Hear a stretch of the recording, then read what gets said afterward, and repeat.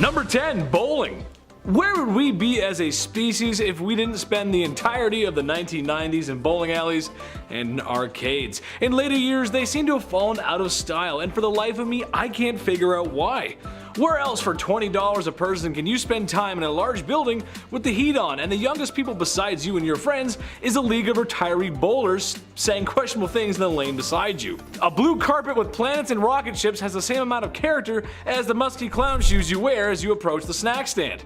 A waft of radioactive nacho cheese assaults your nose as the bubblegum chewing student behind the counter asks if you want another room temperature domestic beer. Nice. The foam and bacteria forming in your stomach is a classic tale of a bowling alley tucked away in a Midwest snow-covered state. Nice. Now, with my colorful depiction aside, let's get to the history. None of that glory would be possible without the Egyptians. Yes, they invented bowling. No nacho cheese and weird animations on the TV, but it was still bowling. The ball was made of rope and leather, or sometimes rock, as were the pins. Throw it at the pins, simple, that's it. That's bowling. Number 9. Math. Oh, math. You remind me of a simpler time. A time when I was bawling my eyes out while my dad asked me over and over again, "What is 9 times 3?" Expecting me to come up with the answer under the enormous weight of patriarchal pressure. 27, Dad! It's 27! While the ancient Greeks usually get credit for coming up with mathematics, they actually took it from the Egyptians across the Mediterranean. And then, yes, they improved upon it. The Egyptians used a numeral system that helped them solve equations involving multiplication and the absolutely disgusting fractions. These guys understood concepts such as geometry and algebra, and they were the first civilization to develop and solve second-degree quadratic equations. I don't even know what that means. I wonder if there was ever a little ancient Egyptian boy who got yelled at the ancient dinner table by his ancient father about finding the circumference of a circle in the middle of the night. Probably. Number 8. Papyrus. I heard Egyptians like paper. Well, you're gonna be doing a lot of paper rolling when you're living in a van down by the river. Huh, strange. I think I've heard that somewhere before. Yes, the Egyptians gave the world papyrus, which eventually would become paper. Writing stuff down before this was very difficult. It was inscribed in clay or stone tablets. That's hard. How is a stenographer supposed to do their job? Or when you get mad at an office printer for not working, you can't just break the tablet. We've all been there before, and if I were to make a list of the most important inventions of all time, paper would be on that list. Number 7. Black ink. So you make papyrus paper, but what the heck are you gonna use to write on it? Ink. You're gonna use ink. Obviously. That's right, the ancient Egyptians actually invented ink. Now, they weren't the only ones, the Chinese also invented ink around the same time as well. But this video ain't about them.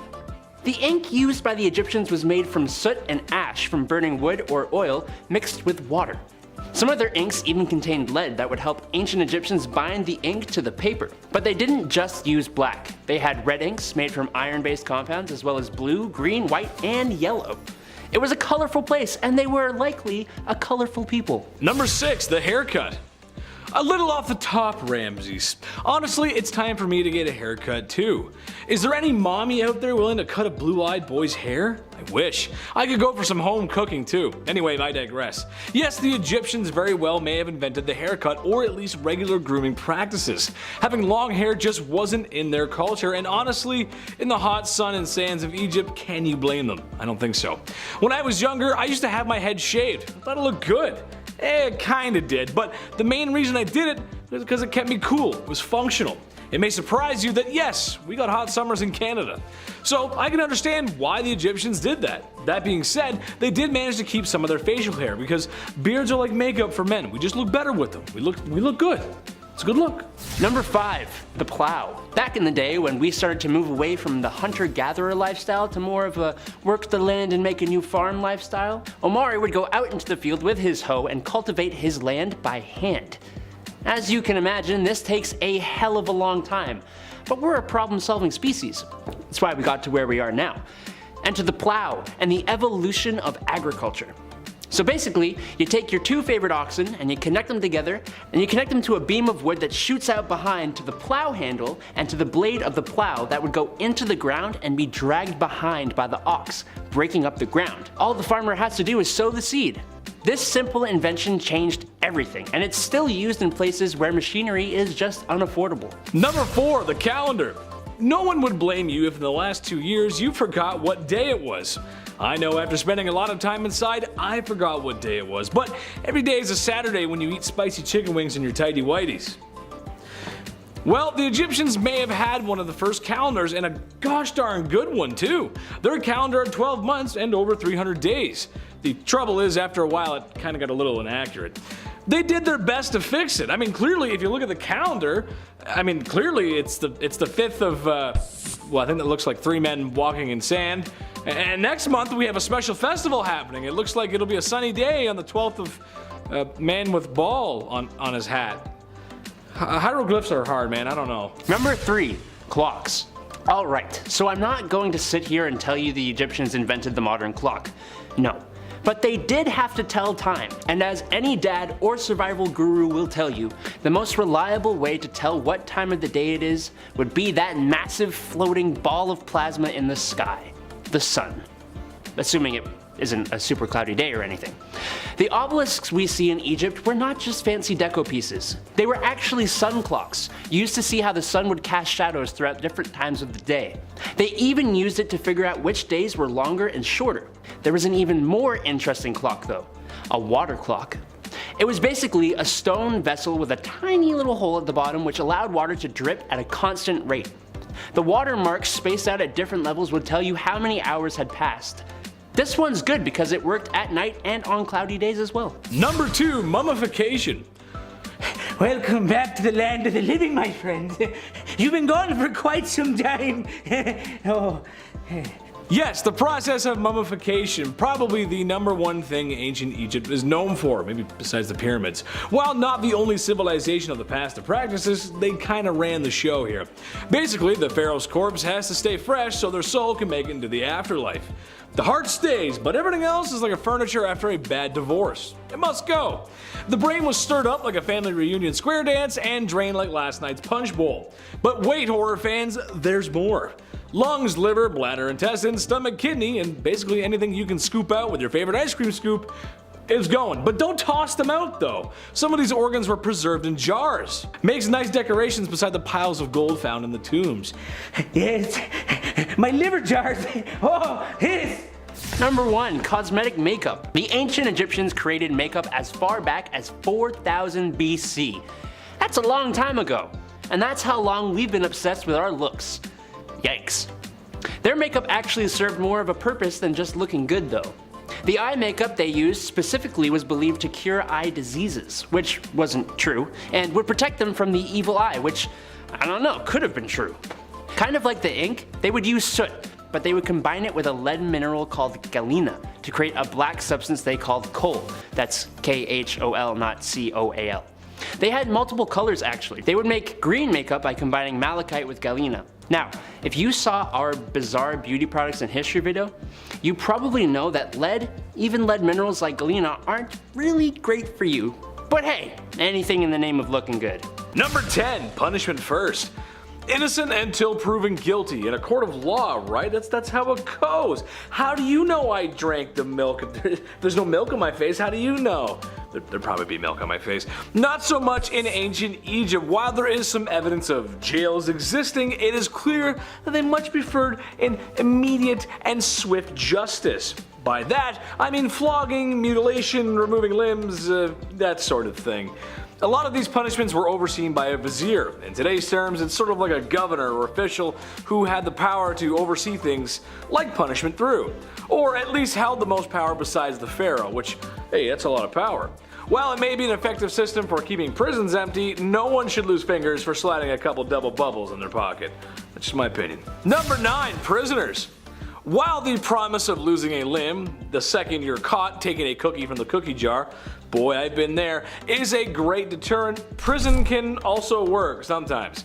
It should be noted that Egypt developed a system of law and order 4,000 years ago, which is, well, a long time ago and very impressive. For anyone taking the bar exam, that should be your answer under why take on law. Because the Egyptians did it first, why not? They did it, it's probably cool. So it makes sense that they did have some prisons. There's depictions of prisoners in drawings and figurines, surprisingly, oftentimes having their arms bound to their back like a good episode of Cops, and a leash around their neck, with ropes, and well, it just looks a little strange and weird. Given that most criminals were done on the spot, it's not hard to imagine that the Egyptians were cruel to their prisoners, and they were. It was not good. They should be cancelled. That should be cancelled. Them. Number 8, court. Believe it or not, they also had some sort of makeshift court as well. Who would have thought? No hammer and gavel, and certainly no Saul Goodman or Judge Judy, but hey, without those, I'd argue what the heck's the point of the American justice system in the first place, right? Ah, boy. But they were simple processes, to say the least. During the Middle Kingdom period, judges were appointed to decide on verdicts before, well, it was usually priests, so I prefer a judge doing that, honestly.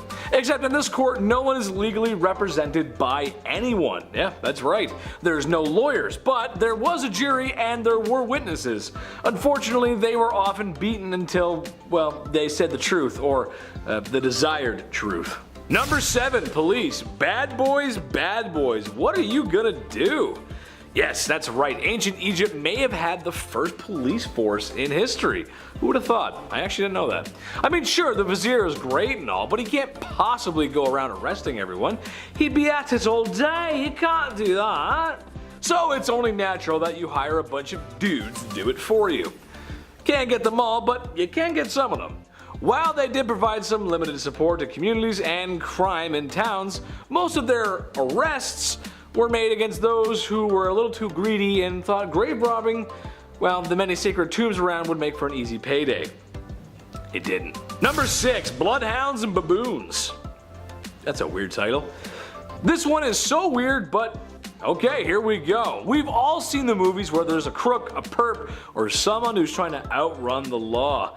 Andy Dufresne was right. You gotta crawl through a lot if you want your freedom. I remember Andy Dufresne. Anyway, well, in these scenes there was a good chance that law enforcement has dogs with them. Oh yeah, see, I'm getting somewhere with this. There's also a good chance that those dogs were bloodhounds. Cute dogs actually, but the reason they bring them along is because they have a great nose. They can sniff a scent and follow it for miles, oftentimes leading to the crook. Smart dogs. What if I told you though that this sort of thing existed in ancient Egypt, except that it wasn't dogs, it was baboons? Yeah, who would have thought? Yes, that's right, there's depictions of police with baboons assisting in the work with crooks and or criminals. It's all jokes until Diddy Kong shows up to arrest you. Now it's DK time, baby. Uh-oh. Number 5, get to work. Also, speaking of movies, you know that classic scene where the prisoners are out on work duty, everyone's in their like orange jumpsuits, they're cleaning up all the garbage? Okay, that, but ancient. A lot of criminals, thieves, and no good rotten folks were used for hard manual labor.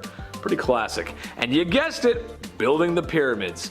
While the pyramids are often misconceived of being built by YouTube's least favorite S word, it was most likely built by a combination of people, mostly crafted skillsmen and builders, followed by crooks and those wishing to get out of the hot sun.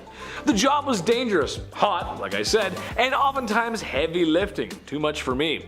While normal workers were granted 2 days off a year because it is backbreaking work, the criminals were tasked with quarrying stone with no days off. No machines, no iron tools, I mean it's all, oh man, that must be awful. Just the horror.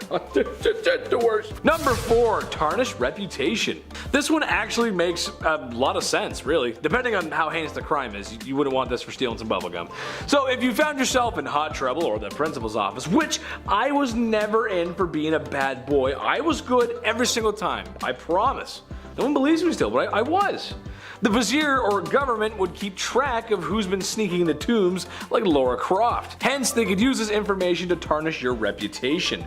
It was also used against false witnesses and those wishing to gain something from a legal situation. Those that wish to bear false witness would immediately have something amputated because that's the law around here, partner. Number 3, Fair Pharaoh. The great Pharaoh Bucharest is an interesting subject to say the least. First off, I had to say his name a couple times before I really understood what was going on there. I blame the dyslexia, but that's just how it goes, baby. But secondly, he's the guy that takes power and goes, whoa, whoa, whoa, guys, maybe not so harsh. And I use this term lightly, but he improved human rights. Specifically improvements for prisoners who owe debt. Sounds like someone might have owed someone a few bucks himself. Interestingly enough, his laws were influenced by Greek laws, who then influenced more Greek laws, who those Greek laws influenced Roman laws, who then influenced our modern law. There's a big chain of events there. Trust me, it all matches up. Number 2, your nose knows. Knows to stay out of trouble. I saved this one for the bottom of the list because, well, it's just so awful and weird. In a town called Rhinocolora, not too far from Cairo, but 200 miles, was a town full of people with no noses. What? I know. This wasn't a Red Skull Comic Con convention, but a penal colony of sorts, maybe the first. These people were or had been accused of thievery, and for this they had their noses removed to show anyone who visited what kind of people they really were. In a world of infection and disease, I cannot recommend this. It's not a good idea. You probably wouldn't make it after they removed it. The name Rhinocolora, which literally translates to clip nose, the town of clip nose. That's not good. Number 1, in God's hands. Remember before I mentioned the priests used to handle verdicts? Well, it's crazier than you might think, actually. While the Pharaoh was top dog in ancient Egypt, and I mean he was top dog, you don't get past the Pharaoh. The gods controlled everything and the Egyptians worshipped their gods. Crops, weather, justice, I mean they did everything. So oftentimes the priest's verdicts would come down from the gods themselves. If that wasn't enough, the god Mahis was responsible for those criminals in the afterlife, where they would also receive comeuppance. Uh-oh, you're not safe anywhere. A sort of jail in the sky, if you will. Alcatraz has nothing on that. You're bad here, you're bad in the sky, you're bad everywhere, bad in the afterlife. So that's why, folks, you behave yourselves. Keep your nose, behave yourself. Number 10, grave robbing. Probably the most infamous crime of the time, and today, really. The ancient Egyptians were many things, and that included vain. There's a reason why they got Elizabeth Taylor to play Cleopatra. It all makes sense. The pharaohs of Egypt were buried with immeasurable amounts of treasures, gold, gems, jewels, swords, cats, dogs, just about everything but the kitchen sink. Once the tombs were sealed, the treasure was also sealed in there forever, or so they thought. That wasn't until some crafty thieves broke into the tombs and slipped away with the loot. When a lot of Egypt was being discovered in the 1920s, it was unsure if the loot had been taken 10 years ago or 1,000 years ago. There's not really a way to know. And yes, it still happens to this day, and yes, it's awful. Leave it in there, it belongs to them, please. No more, no looting, don't go looting, please. Number 9, bribery. Given that Egypt was one of the greatest civilizations the ancient world ever saw, it makes sense that they had it all. Currency, law, order. However, sometimes these things just don't mix. Ever seen Better Call Saul? Yeah, exactly. They had a good system for the time, and it was fairly concrete. However, like concrete, over time, there's little tiny cracks that form, aka bribery. Oftentimes when facing serious charges against the pharaoh, there was an option to opt out of your sentence. Just open your wallet and dish out some cash. This has worked in ancient Egypt, medieval Europe, 1920s America, and today. Say what you will, but the almighty dollar does have buying power. Number 8. Unaliving. If women of the evening partake in the world's oldest profession every night, then unaliving is the second thing we ever did. It's not really a profession, but we've been doing it for a long time. It's pretty sad, but it's true. Sure, it's always been frowned upon, but today we have a lot of rules, laws, and regulations regarding said rules, laws, and regulations about unaliving. It's bad, don't do it. It was unfortunately more common than we think back in the day, especially amongst royals in ancient Egypt frothing at the mouth for the throne. But this is something that could have happened to anyone. Plus, in a time before CSI and guys throwing off their glasses to make very obvious low-hanging fruit jokes, well, if you didn't see the crime, then you probably wouldn't catch the crook, so people kinda just got away with it sometimes. Not all the time, but sometimes. Number 7, assassination. Related to my last point, nothing is true, everything is permitted. The creed of the Assassins, and one of my favorite video game franchises, at least up until they did Pirates. After that, I was all kind of downhill after that. Well, despite the inaccuracies of the Assassin's Creed series has, like falling from great heights into bales of hay, the first known assassins just may have started in Rome and Egypt. More likely Egypt than spread to Rome, actually. Like a Sith, a lot of these early assassinations were for revenge, personal ambition, power lust, especially in the pursuit of success. Some were even part of larger plans. It's one thing to be violent, sure, but to organize the destruction of a dynasty through the means of your knife, well, it's amazing what a couple inches of steel can accomplish. Who goes there? Someone's knocking on the door. We're good. Okay, anyway, sorry. Number 6, treason. Law and order in Egypt were associated with something called mahat. I believe that's how you say it, which refers to truth and justice within society. Like I said before, great idea, great start, but more often than not, the ancient Egyptians had to fight off a lot of treason and corruption. More than they like to admit it. Like when King Ramses III chose the heir to his throne, and well, it wasn't who his wife had picked out, so there was going to be problems. There was a lot of wives, sons, and breeding. There's confusing lines. So, in order to get what she wanted, she was going to stab him in the back. Literally. Well, her plot was unfoiled, and her and all the conspirators were immediately unalived as punishment. There wasn't even a burial service, as they were all thrown in the river afterwards. No amount of money or bribery could save them there. Number 5, thigh or leg. Ever sit down at the holiday dinner table and your uncle's cutting the turkey and says, "Are you a thigh man or are you a leg man?" Except he says the same thing every Christmas, and you can't wait for him to say it because that means you're another second closer to not being there. Anxiety's a heck of a thing, man. I don't have anxiety that bad. I'm just trying to relate to some of the people out there. I feel like I've been there with you. I don't know. Well, this was no Christmas, and this certainly was no turkey, but people we're talking about here. Yeah, we're talking about people. When someone was found to have done a serious enough crime, but not serious enough to be unalived, the authorities met in the middle by taking a leg. Oh, God, that's awful. Now, some of you might be thinking, well, I guess it's not that bad. You lose a leg and you move on. But imagine being held down and someone hacking your leg off with a bronze tool because steel doesn't exist yet. Oh, it's awful. Awful. No good. No painkillers. Number 4, homework. Homework, homework, homework. Homework, homework. Love it or hate it. Well, I actually hate it, and so did most of my friends. Some say it's needed in a modern world to teach efficiently, some argue it doesn't do anything at all. I did my homework 90% of the time, believe it or not, and I know some of you are going to comment and say, "Oh, Chetty, no you didn't." I did, I really did. But when I didn't, I would usually come in and charm my way out of it. "Hi, Miss Middleton, you look great today. You're the best." It worked most of the time. What can I say? Usually on the female teachers, it didn't work on the male teachers though. But the worst that would happen is that I would lose a % off my grade here or there, but I just make it up back on the test, no problem. Well, scribes in ancient Egypt weren't so lucky. They were very important as they were literally the writers of the time. They described the history. It's pretty cool actually. However, if they chose to stay up all night and play Call of Duty like I did, well, their punishment was a more of the violent physical variety and not so much the stern talking to or "I'm going to phone your mother" variety. My mom didn't care. Number 3, caning. Another creative punishment for crimes was caning of the feet, which is actually arguably the worst thing on this list. Since, you know, we use feet every time we walk or do something, you're gonna need spa treatment after this one. A very simple process. The person is strapped down, feet exposed. A governing official then takes as many lashes to the feet as required. Painful, humiliating, and possibly dangerous. Cuts could lead to infection as we're walking around in heat, sweat, and, well, some folks, if you were poor enough, just didn't have shoes. The worst I ever got was a couple minutes in the timeout corner, except that my mom felt bad because I looked really cute and I was sad, and everything was fine. No spanking required. I was a good boy, I promise. There's some people don't think I was a good boy, but I really was a good boy. Number 2, barbecue. I feel like the moment humans discovered fire, well, that fire hurts, we wanted to throw everything in it and see what happens. Now, I jokingly call this segment barbecue, but that's because it's really horrible. Famously, a group of rebels in ancient Egypt were immolated after trying to overthrow the Pharaoh, where after the barbecue from hell had finished, the Pharaoh used these rebels as human torches. Oh wow, okay. All Fantastic Four jokes aside, it was horrible, smelly, and cruel.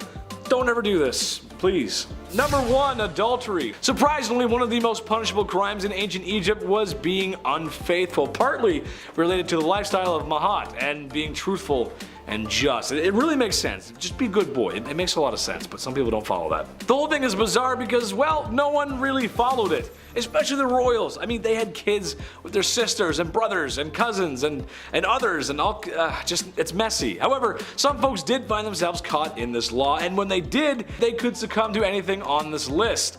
For women, it was most likely the torch. For men, it was impalement and then being tossed into the river because, you know. Better keep those love notes to yourself, folks. Not worth getting burned over. It's not worth it. Just keep it to yourself. Number 10, surgical souvenirs. You ever go on a trip and you bring back a shell home with you, right? It's pretty cute. A little piece of the ocean to remind you of that time that you got food poisoning in Cancun, right? Love it. Put it on a shelf, hashtag memories. Well, Anubis, the Egyptian god of mummification, he had a similar hobby, it seems. Anubis historically oversaw the embalming process during mummification, which on one hand is probably a pretty sweet job. But Anubis, this ancient wonder that he is, he kept trophies from those that he embalmed. So word spread quickly, Anubis likes body parts, pass it on. And so in turn, for centuries, ancient Egyptians offered pieces of lifeless bodies to Anubis. Yeah, here you go. Hey, anybody want this arm? Here you go, nice catch. Whoever gave him the jackal head, great call. He's a big fan of that. He likes to rock that one every single day. Real ominous and terrifying looking, that jackal head. Number 9.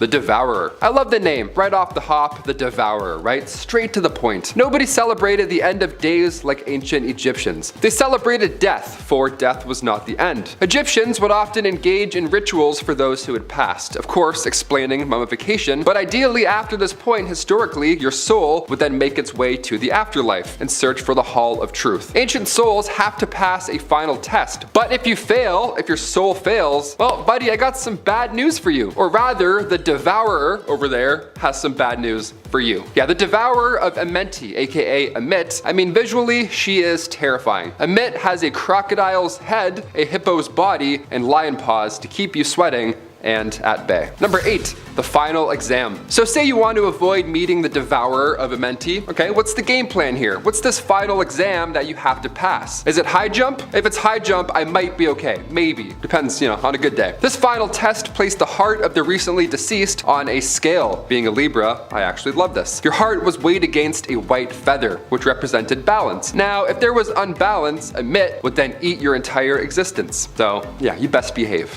Hit that thumbs up or else, you know. Number 7, first for everything. Egyptian gods created other Egyptian gods in creative and beautiful ways. Egyptian mythology says the first ever god, Ra, was born out of the sea. Ra, or Autumn, was eager on having children and creating other gods. But without a partner, being alone and the universe and all, the process can be quite difficult. It's a lonely road being a god and all, so mythology also shows that Ra did end up having children. He created Shu, the god of air, and Tefnut, the goddess of moisture. But in order to do so, Ra had to breed with his own shadow. Yeah, his shadow, like Peter Pan, you know what I mean? And in order to give birth, said children were spat out of Ra's mouth. That's pretty bad. That's pretty crazy, but it's still not as crazy as a seahorse giving birth. Yeah, I'd rather witness Ra giving birth out of his mouth than a seahorse any day. You shoot them out by the millions. Number 6, the Lady of Terror. If Ra has you shaking in your boots, wait until you hear about the Lady of Terror. Okay, again, great name. Sekhmet is a lion-headed goddess, so again, appearance-wise, pretty jarring to come across. Now, this goddess got the nickname by controlling diseases. Now, on paper, that sounds like something we could definitely benefit from. But Sekhmet could also spread pestilence and plagues against anybody who pissed her off. So, yeah, not ideal. Imagine if your ex could control plagues and pestilence. You know what I mean? Wouldn't be a good time. You'd be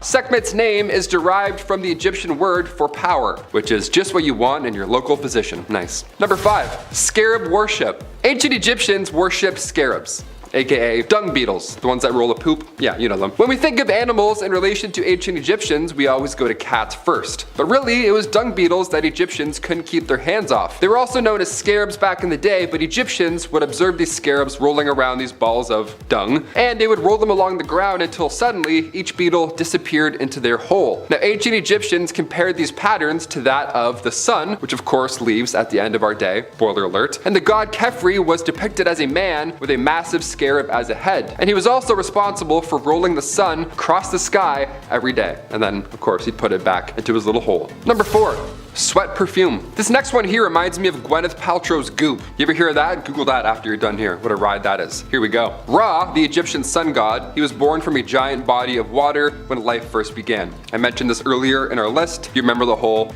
hey kids giving birth thing? Yeah, him. Well, in ancient Egyptian mythology, many thought perfumes were made out of Ra's sweat, and Egyptians would cover themselves, just lather themselves in that. Perfume back then wasn't like the kind that we see now, obviously. Ancient Egyptians would apply apply oil-based perfumes all over their body, which mainly consisted of water lilies from the Nile. Today it's a little different. Today it's like Playboy Malibu, or like Axe body spray, or Lynx if you're in Britain, there you go. What happened, right? Bring back the sweat oils from gods. I would much rather buy that from my local pharmacy. Number 3, dirty trick. The god Osiris ruled over ancient Egypt, but it wasn't an easy path. Just like ancient Rome, there's always going to be a jealous brother. Osiris's brother Set was a jealous brother, so he tried to take out Osiris at every turn. One elaborate plot was so crazy that it actually worked. This was like a saw trap setup. This was nuts. First, Set designed a coffin that matched Osiris's measurements to a T. So at a party, casually one day, Set challenged Osiris to hop into said coffin, saying that if he can fit inside of it, the coffin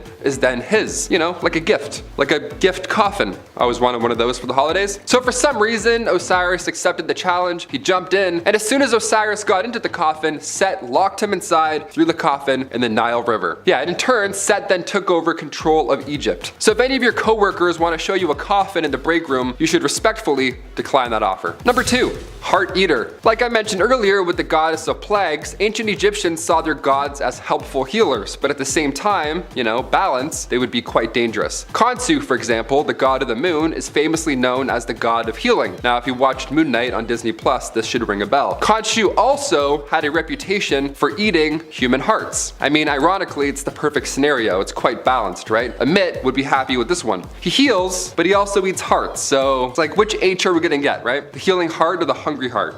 And finally, number 1, pet party. Are you a pet owner? If so, comment down below. I want to see what animals are running about. Which animals fill your house? We were always a dog family growing up. My aunt has 3 pugs. It's really the dream come true. I want 3 wiener dogs. That's really my goal in life. But ancient Egyptians, they fancied a house pet or two, and they were a little different. Egyptians saw animals as incarnations of the gods. The very concept of having a pet came from ancient Egyptians. Egyptians were of course fans of cats. That's common knowledge at this point. But did you know that they also had the same idea for hawks, lions, dogs, and even baboons? I thought dogs doing their business inside of the home was annoying, but a lion? Imagine waking up to that. I'd be like, ugh, where do I even start? Many of these animals were often mummified and buried with their owners after they had died, just like how today many owners cremate their pets. The little paw print on the tiny vase, it's always so sad. You're like, oh, who's this? Ugh. I'm not sure I would mummify a Shih Tzu, but you know, hey, whatever floats your boat, go for it. Other creatures were also specifically trained to work as helper animals. Ancient Egyptian police officers would use dogs and monkeys to help patrolling. Number 10, Hathor.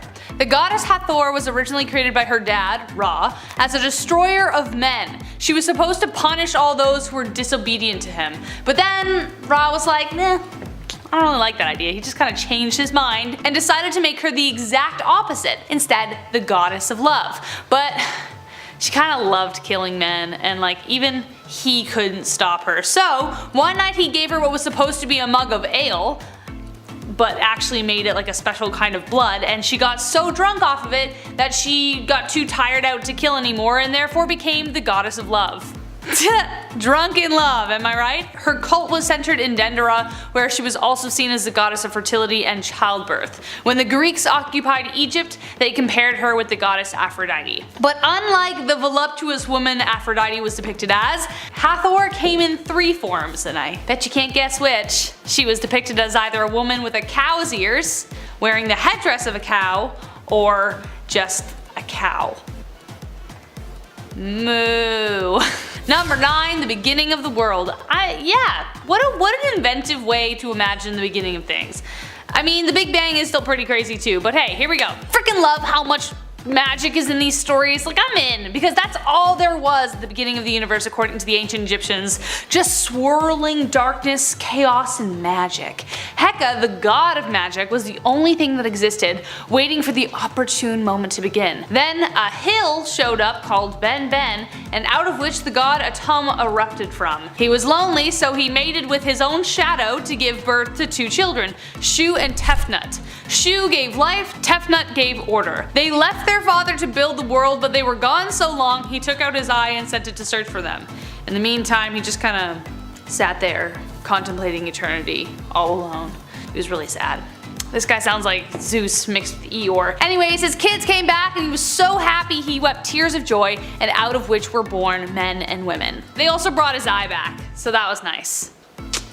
Number 8. Light as a feather. So unlike a lot of religions we've heard of, there wasn't really a concept of hell in Egyptian mythology. It was either you were worthy of heading into the afterlife or you weren't. Mat was the goddess of harmony and supported the belief that if harmony was disrupted, it must be restored. Every ancient Egyptian myth in some form follows this format. But the most important role she played was in the afterlife. When the soul left the body, it would appear in the Hall of Truth in order to stand judgment before Osiris. The heart would be weighed on a golden scale against Mat's white feather. If the heart was heavier, it would be devoured by a monster and the soul would disappear. If it was lighter, then you could go live in eternal bliss. So instead of several layers of burning torment, souls in Egypt instead faced eternal darkness and unconsciousness. The idea of non-existence was more terrifying than being cut up by demons.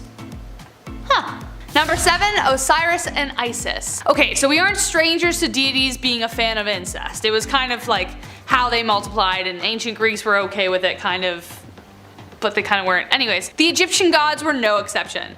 Isis and Osiris were 2 of the 4 children of the goddess of Nut.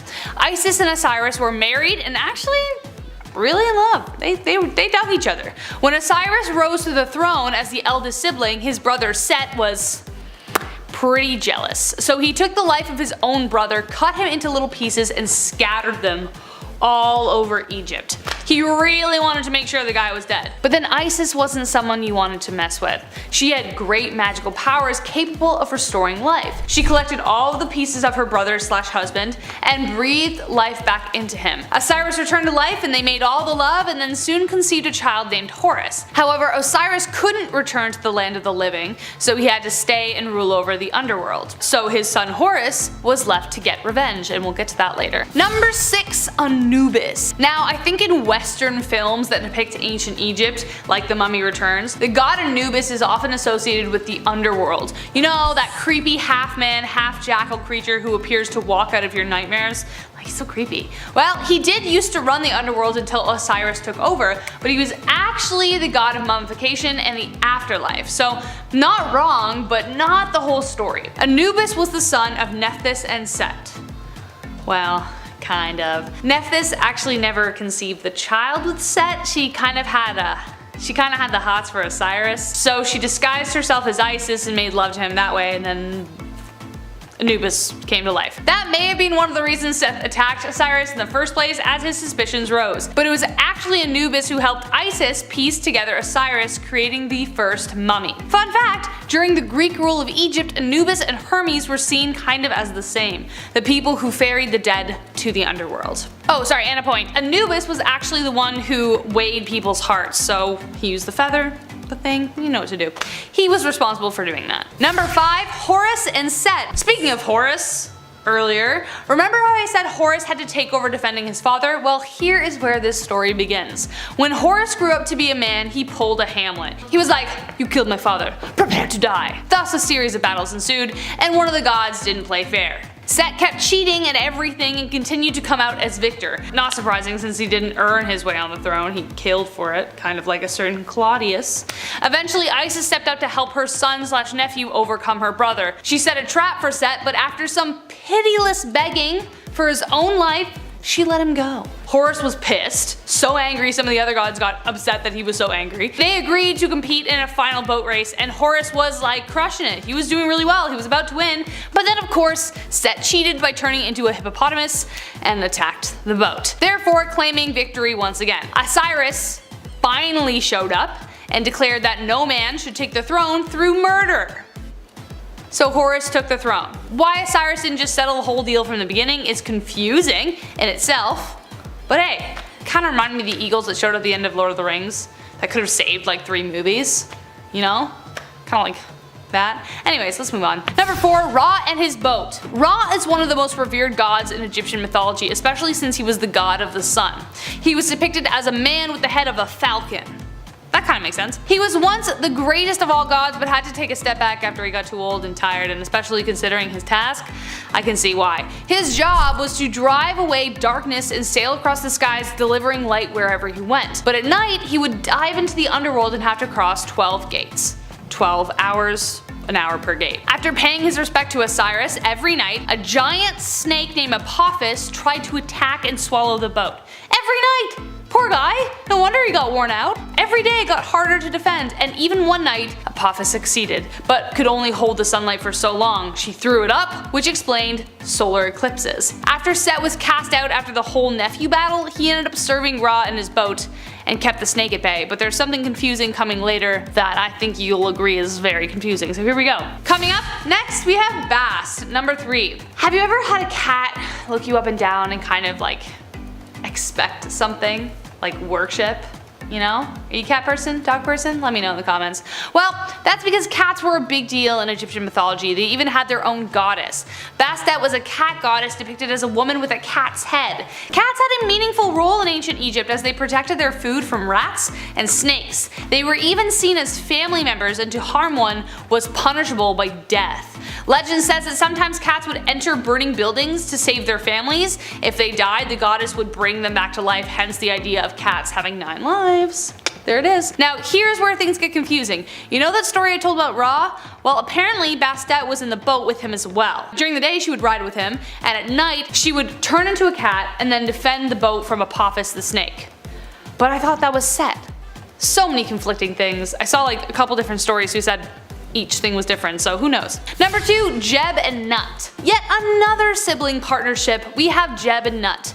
They fell deeply in love and could never be separated. They were that couple who would like constantly be like, oh my god, stop, right next to each other at dinner, you know what I mean? Geb was the god of the earth and Nut was the god of the sky. A previously mentioned god, Atum, found their union inappropriate, so he pushed Nut into the sky far away from Geb. He just didn't like being a third wheel. Geb and Nut were close enough to see each other, but could never hold each other again. And she gave birth to Osiris, Isis, Set, and Nephthys. Some say Horus too, but I don't think that's true. Number 1, the treasure thief. Okay, I don't know how I feel about this story, okay? This doesn't really feel like harmony is in balance, but anyways. The treasure thief ends in a way I really didn't expect, and I'm not sure you will either. Long ago, a great pharaoh with a wealth of riches decided to build a pyramid in which to keep them safe.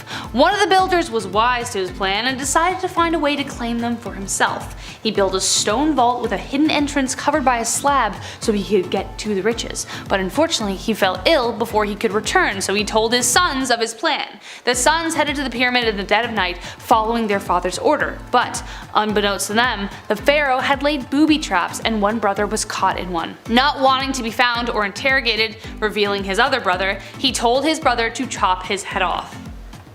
Ugh, that he did.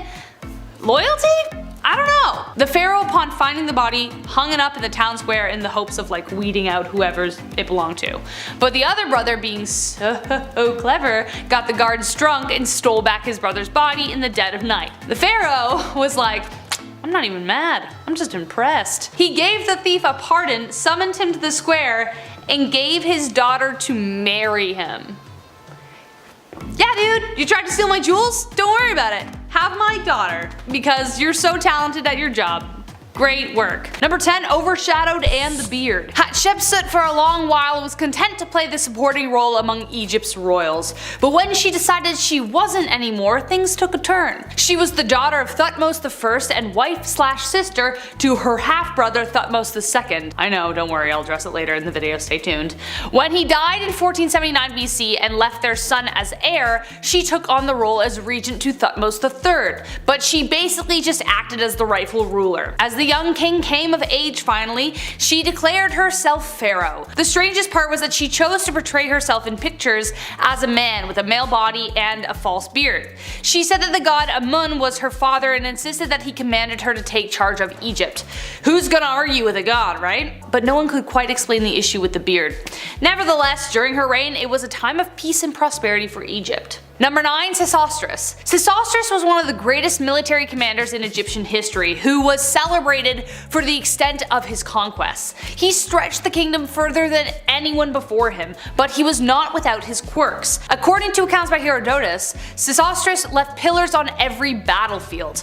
Along with the usual bragging and boasting of how he won, he would carve into them images of genitalia, like people do on the bathroom stalls, you know? If he thought that his enemy fought valiantly, he carved a. If he thought they didn't put much of a fight, he would carve a. Great. Yeah, that just goes to show what he thought about things. The latter was a sign of disrespect for his subdued enemies, while the other was a sign of honor, like, hey man, you stuck it to me.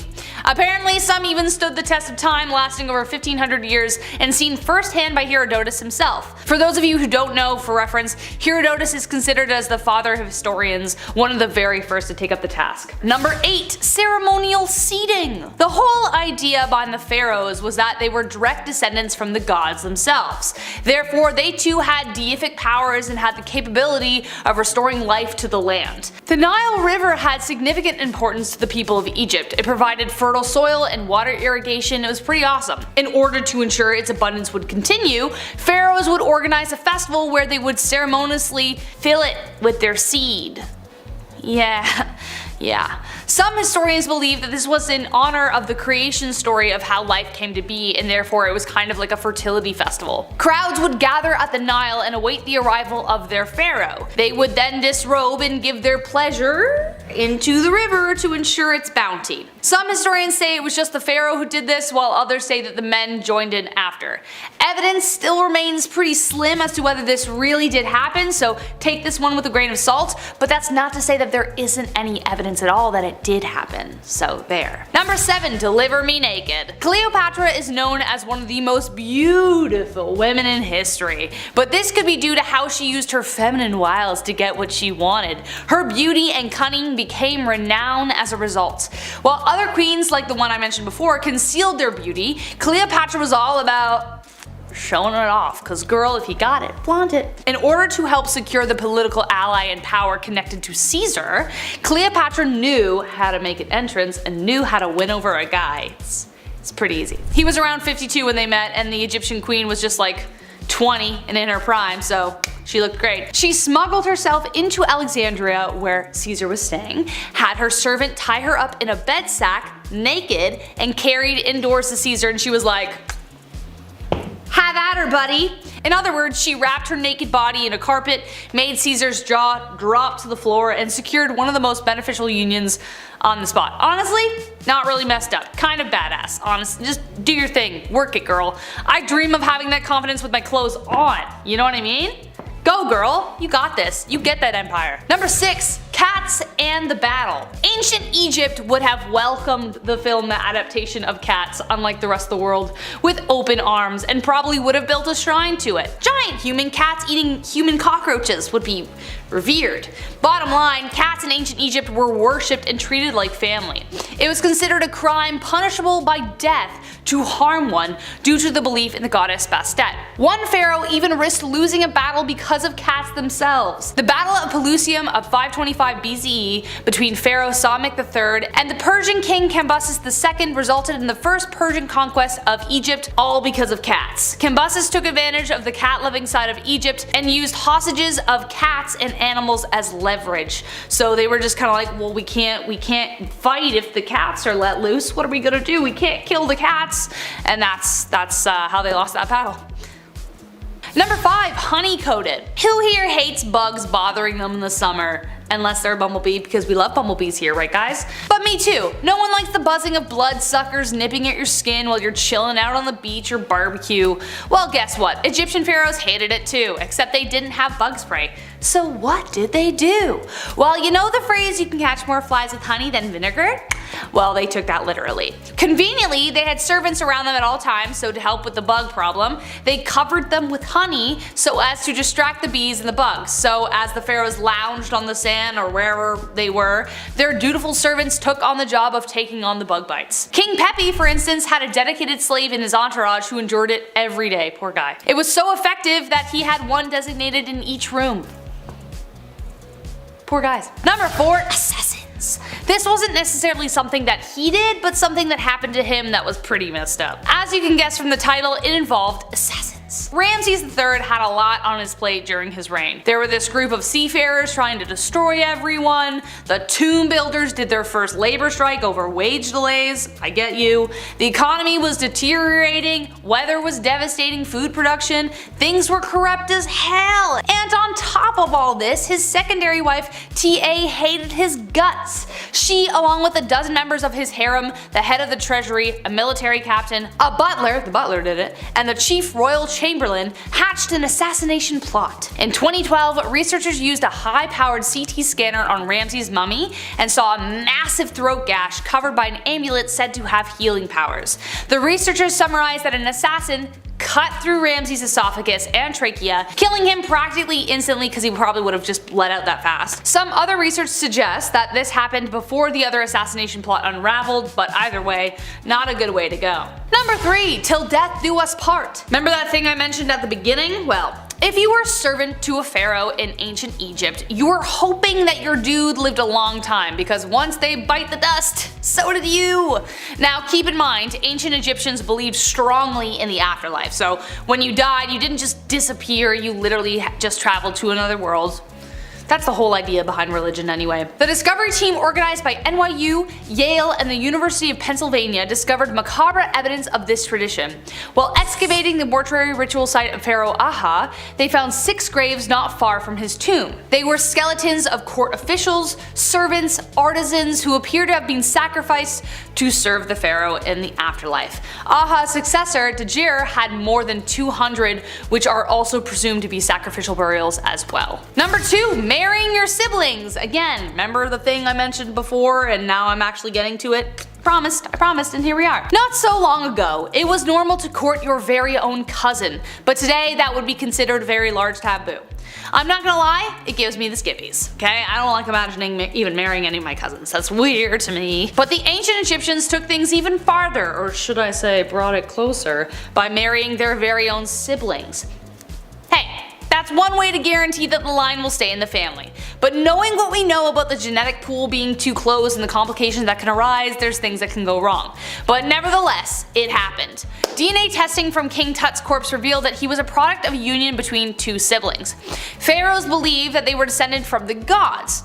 Therefore, keeping it in the family was crucial in maintaining that bloodline. King Tut even married his own half-sister, same dad, when he was just 10 years old. However, generations of inbreeding resulted in a bone disease that got more severe each time. Cleopatra also married her own brother as well. That was a whole thing, and then she met Caesar and that whole thing we talked about, yeah, that thing.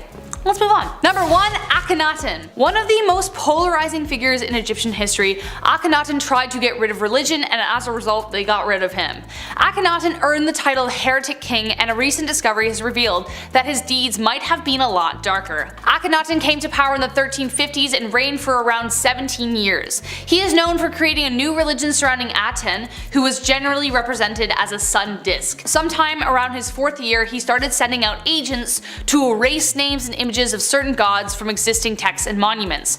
Around the 5th year, he claimed to discover the location of the new royal city and moved Egypt's capital from Thebes to Akhenaten, today known as Tel El Amarna. There, his people suffered greatly under slave labor, with bodies being uncovered younger than 20, many with bones broken, spines broken, along with evidence of severe malnutrition. When the pharaoh finally passed, his tomb remained unfinished and his name was stricken from the history books. At least now, we can see why. Number 2. Ramses II with a vengeance. As some of you may know, Ramses II was the greatest of the rulers of the 19th dynasty and 2nd longest reigning pharaoh ever. He lived to the age of 90, was an amazing warrior, leading the armies of Egypt by the age of 22, and has literal tons of statues of himself all over Egypt. He is also probably a lot of people's ancestor since he had 96 sons and 60 daughters, approximately. So yeah, it was kind of a big deal in 1881 when archaeologists discovered his mummy with a whole bunch of other ones in a secret chamber at Deir al-Bahri. Originally, Ramses was buried in the Valley of the Kings, as he should have been. But because of the risk of grave robbings, he was moved to a secret chamber. And then, after his discovery and stay at the museum in Cairo, he was moved again in the 70s, when he got a passport to travel to Paris. This guy gets around. Number 9. Rosetta Stone. You are too fine to be laying down in bed alone. I can teach you my language, Rosetta Stone. Man, we all miss the old Drake. Girl, don't tempt me. Anyway, speaking of diamonds in the rough, the Rosetta Stone. Pretty Pretty shocking and important find. What is it? Well, basically it's a large stone tablet that has the same paragraph written on it in 3 separate languages. Why is this so important, you may ask? Well, it's basically helped us learn everything we know about ancient Egypt. More specifically, translating Egyptian to Greek and then to English. Or, since it was discovered by some of Napoleon's people and forces, it would have been in French. To put it in modern terms, it's as if you were back in grade 11 reading Shakespeare and not understanding a single word, but then the bully in school finds the cliff notes for Romeo and Juliet and decides to do a nice thing and share them with everybody. Yep, that makes sense. Good euphemism. That's a good one. Number 8. Khufu's ship. When pharaohs passed on into the afterlife, they put a whole whack of stuff inside their tombs that were meant to come with them into the next plane of existence. It's why we see the mummified versions of their favorite cats and dogs, favorite foods, and tons of treasure. Unfortunately, after you're gone and buried, some opportunistic people are gonna bust down your tomb doors and steal all your stuff. I'd like to see those grave robbers steal what Khufu brought with him.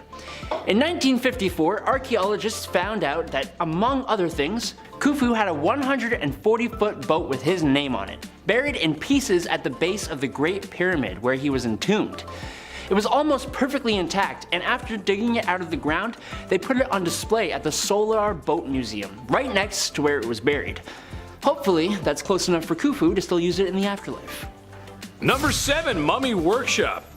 Here's a recent discovery for you. Archaeologists in 2018 discovered a well-preserved embalming workshop complete with labeled oils. Ooh. What's an embalming workshop, you ask? Well, it's the place where kings go to shed a few pounds. Ooh. By that, I mean have their organs removed to be pickled in jars for the afterlife. My favorite part of this process is removing the brain. Cause, you don't need that. Lots of folks walk around without those all the time. Basically, you get a long hook surgical tool and you find the good pink stuff up here through the nose. After stirring the pharaoh's memories like an Italian baker mixing bread dough, you flip the royal over and just let that all drain out until she's empty. I legitimately get queasy when talking about this stuff. That's not a joke. I seriously do. But you know what? I'm glad we found the place, and smarter people than I understand it. All I know is that if an Egyptian embalmer asks you to lick the spoon, you say no. Don't do it. Number 6. Construction Manifest. You know, a lot of people include the Great Pyramids of Giza on their list of Egyptian discoveries.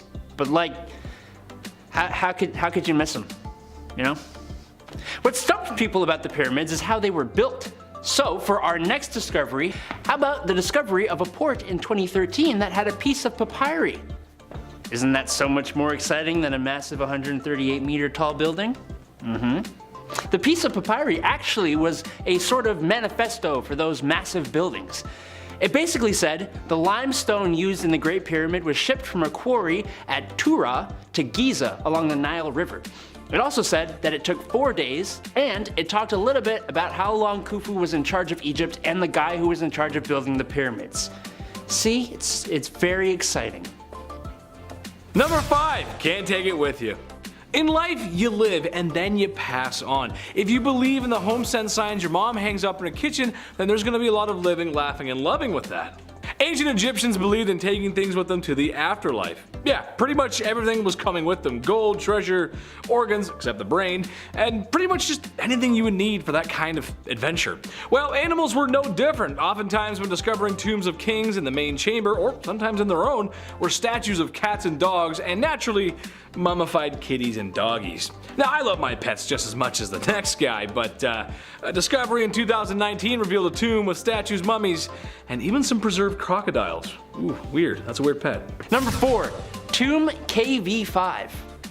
Sometimes you pass things off without giving them the proper time and attention. Like the fact that your middle toe on one of your feet is a little longer than the same one on the other side, and you're like, it's probably fine, but it's actually a mutation that all of your ancestors had, and it's the reason you can walk faster than everyone else. Not that that's happened to me or anything, but the archaeologists of Tomb KV5 know what I'm talking about, sorta. Basically, KV5 was not studied very well, and in 1995 it turns out that it was actually one of the largest tombs ever created in the Valley of the Kings. So far, we have found around 121 chambers and corridors, and we think there will be 150 total. The tomb was used for the sons of Ramses II, who, as we know, had over 100 kids, so the size of the tomb kinda checks out. So far, we've only confirmed 6, but there are likely to be around 20 of his sons down there. Number 3, the Pyramids of Giza.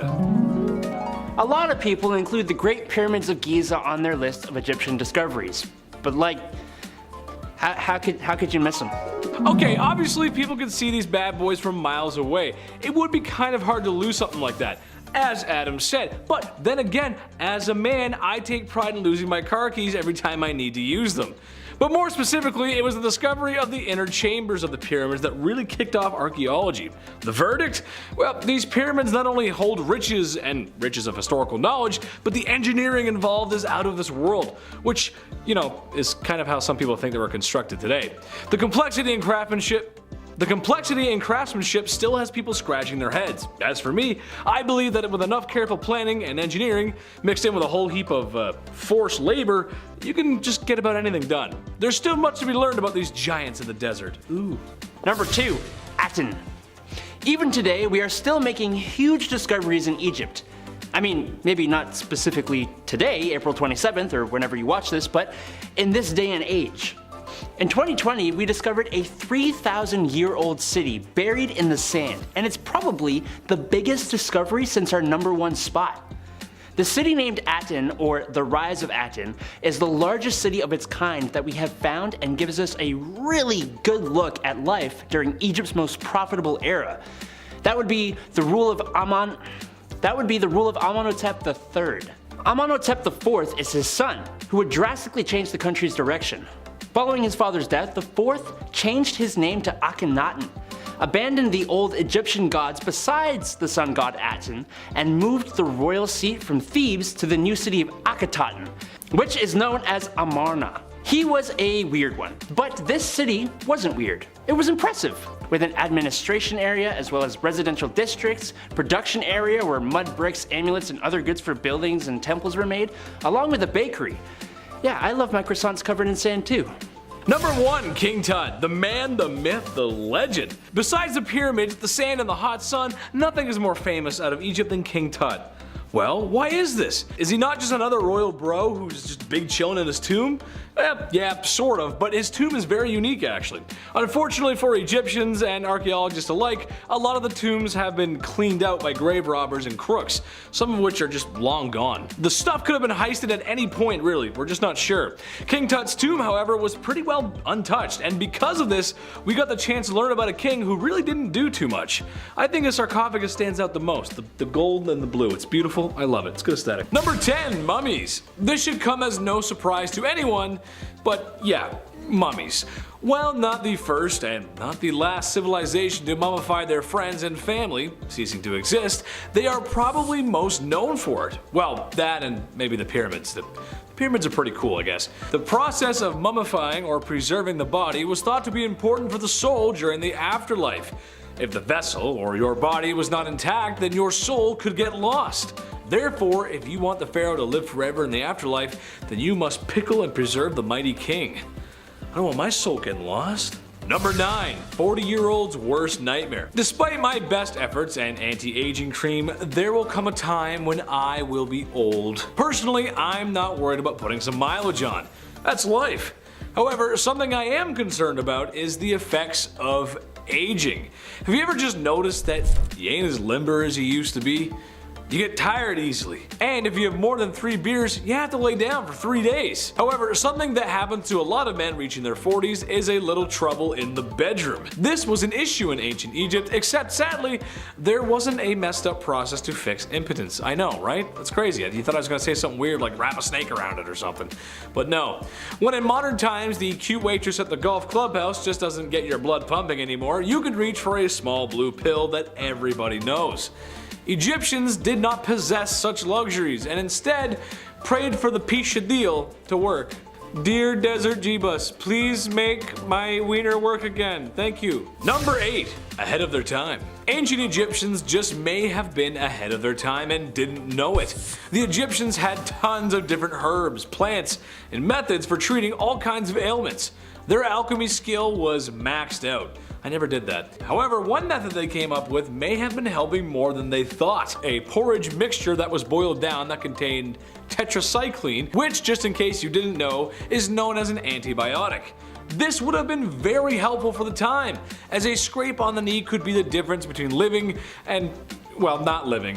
While this was being used, it's unsure if the Egyptians really knew why this method worked. We doubt they understood the finite details of antibiotics, and I'm not going to stand here and pretend that I do either, because I don't. Number 7. Tales from the Crypt Keeper. You didn't think I was going to talk about mummies and not talk about how they make them, right? Hold on to your spittoons, this is going to be a rough one. Okay, so we all know that when we pass on, our bodies begin to decay and break down. The Egyptians knew this, so they would have to be one step ahead if they were to have the king pickled in time for the afterlife. Well, first things first, the brains? They gotta go.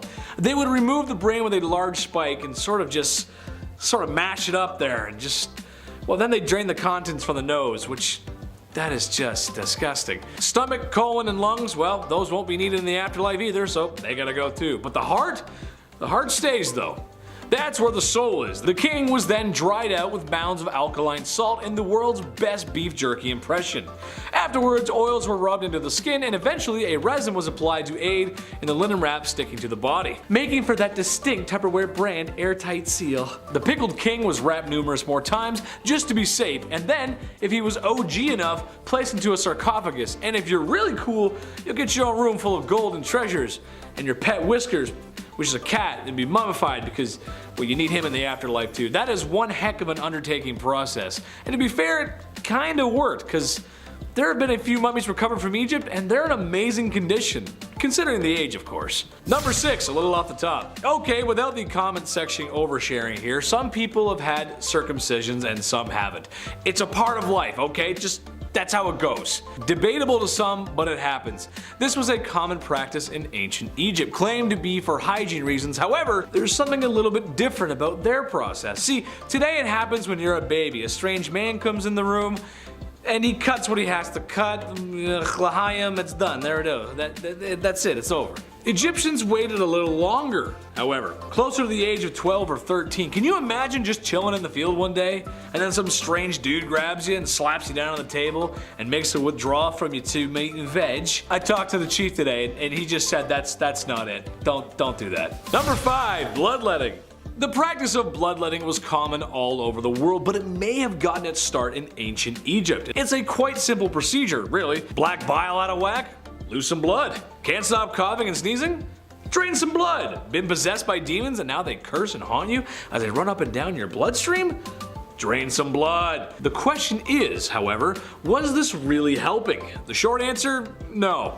No, it wasn't. Besides feeling lightheaded and going pale, this didn't really achieve much, since the days of old were filled with all kinds of other ailments that would easily end someone's life before the spooky demons running up and down someone's bloodstream ever would. I don't feel good. Oh, we better bleed Grandpa again. I don't know, like what? Number 4, plastic surgery. Hey, there's nothing wrong with a little cosmetic surgery. I for one feel that if it'll make you feel better, go for it. Feel better about yourself. Do it. I don't think there's any shame in that. It's been around for a long time, so long that ancient Egyptians might have come up with the first nose jobs. Obviously not like the ones today, but they were knowledgeable in surgeries. After all, you open the chest cavity of a dozen kings and you jot some stuff down on some papyrus, you learn a thing or two. More interesting than shaving down your own beak, however, was their implementation of the prosthesis limbs. Yes, all the way back then. One mummy was actually found with a fake toe. When tested in the modern day with period-accurate sandals, it proved to work quite well and moved more efficiently than first thought. Again, for the time, this was pretty advanced. Number 3, the Ode of the Nile. Imagine people working all day in the blistering sands of Egypt, where the sun beams down on you like, well, the sun in the desert, lifting massive rocks and carving them to shape. I don't know about you guys, but I would be sweating. And that also means I wouldn't be smelling too fresh, resembling that of a high school locker room. Yuck. Well, the Egyptians knew this was an issue, so they came up with what was probably the first underarm deodorant, using nice herbs and other items that had pleasant aromas, and stuck them where the odor was coming from. In ya armpits. I just know that after a long day of hard labor in the sun, I would need more than cinnamon sticks and lavender to tame the odor of my sweaty lumberjack armpits. That's just how it goes. Number 2, the Egyptian Brazilian. The 70s have come and gone, and a popular trend today is to be hairless. everywhere, even in places where you didn't think it was possible to grow hair when you were younger. Egyptians took it upon themselves to remove all their hair. Well, at least most of it. Not because the Nile River had nice beaches, but because of lice. Oh, yuck. While not an exact cure for the itchy bugs that plague schools across America, it did seem to help. And if you've ever had lice before, you know how bad that sucks. I had them once. It was the worst. Cut my hair, shape my head. Lots of baths. It's no fun, man. Too cute for that. I don't want that. Number 1, Wario breath. Wow. Okay. It makes sense that Egyptians would come up with breath mints and mouthwash. They fed their laborers diets of foods that contained a lot of onions and garlic. Sure, I'm just like everyone else who cooks. And when the recipe asks for 1 onion, maybe I put in 2. When it asked for 2 cloves of garlic, maybe I put in 4. You gotta love that flavor. It was thought that they help fight off disease, and they were kinda right. However, after eating all that flavor, your breath would be something rancid. So herbs and mints were used to help quell the breath that could peel the paint off of walls. Thank God. Kicking off the list at number 10, Ramses II. Ramses II, part 2, you see what I'm doing here. He's considered one of the greatest, if not the greatest pharaoh of the 19th dynasty. Ramses II is still considered the ruler of rulers. It's not a bad title, not bad at all. In year 30 of his reign, Ramses II was ritually transformed into an Egyptian god. Not bad. I'm turning 30 in a few years. I hope someone turns me into a god. Or gets me like a bike. One of the two, I'll take both. So it was only fair that the spoiled pharaoh erected a bunch of statues of himself. Yeah, big selfies. Ramses put up more selfies than any other pharaoh in history. Most famous of them, the temples of Abu Simbel. There lies a monument dedicated to the late Queen Nefertiti and the Ramesseum. We kicked off a part 1 with Ramses signing the first ever peace treaty, so for part 2 we had to show some of the glamour side of him, you know? Number 9, over 100 children. Who is this guy, Nick Cannon? Ramses II is the father to over 100 children. With that, of course, came the 200 wives, otherwise ow and how, if it was just one person. Ow and how, you know? It's guesstimated that Ramses had 96 sons and 60 daughters. Of all those children, Ramses outlived a lot of them. It's almost like living as a king helped, perhaps, maybe, I don't know. Maybe you ate better. Maybe, just a hint. Just an idea. Eventually, Ramses was succeeded by his 13th son with his favorite queen, Queen Nefertari, giving her the fanciest tomb in the Valley of the Queens. Nefertari's tomb contains paintings that some consider are the greatest works of ancient Egyptian art. Not bad, I had like baseball wallpaper on mine growing up. Tomb QV66, he spoiled his lady, look at this. We gotta love him. Her tomb is 520 square meters covered in beautiful art, but in 1904 when Nefertari's tomb was rediscovered, all that was found was her mummified knees. Yeah, all that was left was her kneecaps. Who does this? Raiders had stolen all the treasure prior, sometime in the many moons she had been lying there, and they even took her body and left her knees. Like what? Monsters. They're like, yeah, grab the treasure, leave the patellas, let's do it. Number 8, ready to strike. Pharaohs may have looked beautiful living and after death, but they meant business, okay? They were protective of their land, their family, their many lovers and children. The symbol often worn by pharaohs were symbols of power, a Nemes crown. This crown was a striped headcloth and the back of their head was covered with an aureus symbol, aka an upside down cobra. The cobra symbol represents that the pharaoh is always ready and willing to attack their enemies. Attack them with venom. It's a pretty cool symbol. Mine just says DC Etnies shoes. I'm like, this says fight me if anything. DC skate shop on my back. I'm like, yeah, you can just attack me, that's cool. Number 7, King Teti. The Pyramid of Teti was built for the first ruler of the 6th dynasty. While it's not as flashy or massive as other pyramids, inside it contains the oldest writing ever, in the religious world that is. Inside it contains the pyramid texts, these legendary texts. They go all the way back to 2400 BC. The pyramid texts were specifically written so that this king, King Teti, could ascend to the heavens after his death. This isn't bizarre behavior by any means, but King Teti, he was specific. He wanted to be a star, like a literal star. There are spells and incantations that are in this tomb meant to free the king's soul as he arrives in the cosmos. More specifically for Teti to become a star in the sky and join Osiris and Orion in the #God Squad. There's even instructions on how to preserve the body and travel to these heavens. It's one thing to be buried with your gold, then you can live another life, but to become a star, I need to expand my dreams, my gosh. King Teti was onto something here. When I go, in my will, I'm gonna be like, can I become a star? Is that possible? Can I just throw me up into the heavens? Can I do that? Or bury me, that's cool. Bury me in Ajax, that works. Number 6, Yoser. For this one, we're looking into some bull worshipping. So if you're a fan of bulls, this one's perfect for you, weirdly enough. Just north of the step pyramid of Pharaoh Dozier, archaeologist Auguste Mariette discovered this site in 1851. The Serapeum. It's a temple dedicated to the Egyptian deity Serapis, and it's a combination of Osiris and Apis in human form. This was a large burial ground for the Apis bulls, these bulls that were said to be sacred, of course, and after their death, they would become immortal. Immortal bulls, that sounds badass. And also terrifying. That's very scary. Don't wear red around these guys. Today at Saqqara, there's a massive vault. It's 382 yards long, and it's carved out of sandstone bedrock. It's huge, and along the sides, there's 24 chambers, each with a sarcophagus carved out of a single chunk of granite. Just impossible craftsmanship all around. Especially at these times. Like, oh my god, my wrists are tired just typing about this, let alone doing this. Inside these boxes were animal remains, bones and all that jazz, but back in those times, you weren't allowed to break up any bodies. You had to mummify them, right? Hence part 1 and where we are now. How are these tombs built so perfectly, weighing over 80 tons? And also, where do these bones come from? I have so many questions. Maybe on part 3 we'll answer them. Number 5, we love cats. I'm allergic to cats, but I still go for it. I still pet them. I risk everything just to, yes, I don't care. I ruined my entire weekend just to get my face all up in their whiskers. Nobody did it like ancient Egyptians. You've probably heard this at one point or another. They worshipped cats. They were like, you know, the legendary cats. That was their thing. I'm more of a golden retriever guy, but I get it, they're cute. They respected them, they worshipped them. Even though at the time, dogs were respected for being hunters, cats were still considered magical creatures. It's because they just stare at shit randomly. Mid-conversation, a cat will just be like, no, they're not magical, they're terrifying. They're on something. If you had a cat, you had good luck, apparently. A friend of mine has 2 fat cats. He has some pretty good luck, I think. If they're fat, they're good? When a cat passed away back in ancient Egyptian times, they too were mummified. You would think that alone was just plenty of respect, but ancient Egyptians and pharaohs, they would obviously go a step further. Hence this fun list. After their cat died, they would shave their eyebrows off and would mourn them until they grew back. That's like 3.5 months of cat depression. That's wild. I got over my childhood animal in like 6 business days. It's not a bad thing, it's just that's a long time, you know? Next time your friend tells you their cat passed away, tell them if they really love them, they would shave their eyebrows. Test them.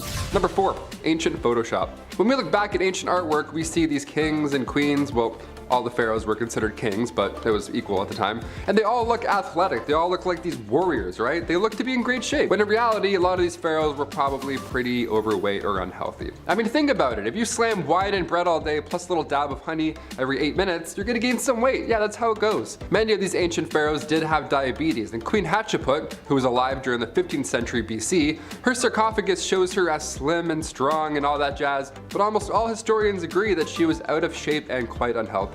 Honestly, fair. I would do the exact same thing. She was ahead of her time. If somebody was like, hey, I'm gonna make a statue for you, what should I make it look like? I'm like, yeah, give him an 8-pack, make him jacked, I don't know. Make him look like Michael Jordan, I don't know. Number 3, gender reveal parties. Okay, we've seen all these videos online. A guy goes to swing and hit a baseball, he misses, it hits the ground. There's a big pink cloud of smoke, everyone's like, oh my god.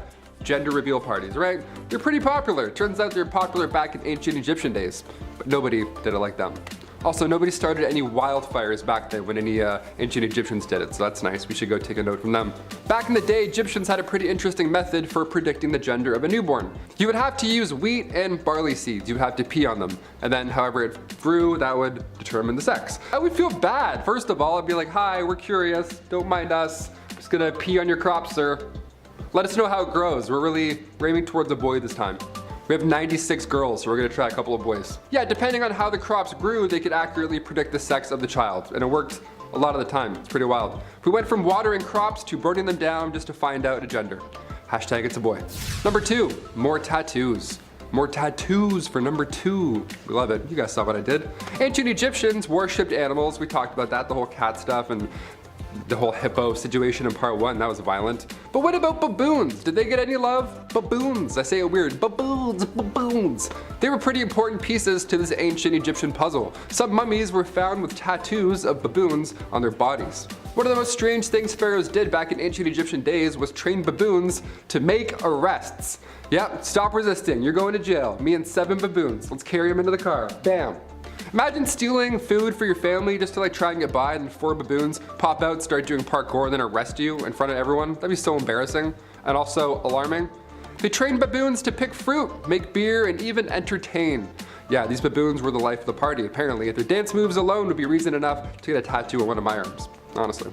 Going all crazy, throwing their own at people, I'd be like, yeah, right here, or here, I don't care. And finally, number 1, the afterlife. One of the most fascinating parts about these ancient Egyptian pharaohs is that they would pass away literally covered in gold, head to toe. It's nice to know that this long ago, some of these kings and queens still rest untouched by grave robbers or explorers. The afterlife for these pharaohs was important. And as soon as they take on the throne, work is immediately underway on their tomb. That's a little grim when you think about it. It's like, hey, congratulations, we're gonna start making where you're gonna be buried. It's like, thanks, I think. These monuments took time, but they were built to last, and clearly they have. Pharaoh's eyes were painted black with coal. They did this so that they would look like the god Horus after they passed on. Starting off our list at number 10, the first peace treaty. Unusual at the time? Absolutely. The first peace treaty in history was back in 1271 BC. At this point in history, Egyptians and the Hittite Empire were fighting over modern-day Syria. This conflict had been lasting centuries, and come 1274 BC, the Battle of Kadesh was finally underway. Tons of bloodshed, no clear victor in sight. What's left to do now at this point? Ramses II and King Hatshepsut III both negotiated a peace treaty where both sides would aid each other if a third party decided to get involved. A copy of the treaty can be found right now in New York above the entrance to the United Nations Security Council chamber. It's also in the Guinness Book of World Records as the oldest peace treaty ever. That's how you know it's official. Our man Guinness confirms it. Boom, that's how you know. Moving on. Number 9, game night. I love board games, and honestly, that includes Monopoly. I have the patience for it every now and then, you know? Pass and go, I'm like, okay, I'll pay the tax. I'm respecting this game so far. But ancient Egyptians, turns out they also loved board games. Dogs and Jackals, Mehen, Senet, and 20 Squares. Those are some popular games. Mehen was played during the pre-dynastic period, around 2500 BC, and the goal here was to reach the center of the spiral. The board was a coiled snake almost. Senet was the most popular game. Kings and queens alike would play this one. Senet had a long board with 30 squares painted on it. Of course, the rules are still unknown, heavily debated, just like Monopoly today. I'm like, is it 200 or 100? Are we sure?